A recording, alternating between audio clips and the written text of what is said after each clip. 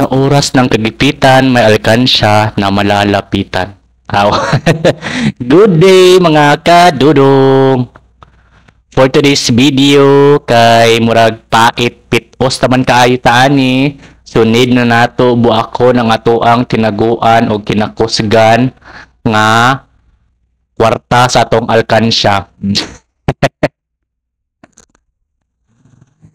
Siguro mga 4 to 6 months ata na mo na siyang tigom-tigom, no? Mga coins na mo na siya mga kadudong, like mga 20 pesos, mostly 20 pesos jud amo ang ginabutang ani ang mga alkansya mga kadudong. May nalang good.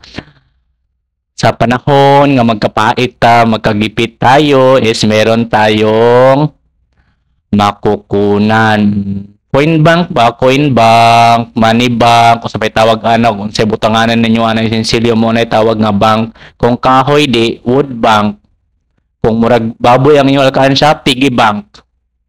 Depende na sa inyo, depende man na kanya-kanya man tag-trip ani. Amo ay kung ano ni siya kanang lata bank. Kay lata man ang gibutangan.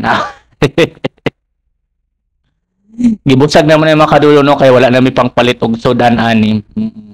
Unta maluoy to nakita anino nga unta na sa ilahang kanindot silang kinabuhi karon, murag lami na kahayahay piling bless kayo unta makunahuna sila nga naay gapait diri ang dapita, no? Unta ma-realize ninyo, ma-realize nimo ang imuhang obligasyon, ambot lang pod ka og ma-realize lang ka. So ni mga kadulong, amo na ning isa-isa og ihap ang amoang mga sinsilyo. Oo, kay wala na pagpalit og sudan si Gismark. Wala kay sudan Jis. Oh, wala na siya sudan, wala na siya makaon na. So it's time na buak-buak ko na jud nato nino. Ana ra guna siyang kinabuhi sa tao mga kadulong. Maabtan jud ta sa panahon og kawad-on, no? Sa atong kawadon, at least naadjapon tay makuot-kuot bisan pa o ginagmay kadi naman all the time is wala ta na dyan panahon na matagaan butag blessing.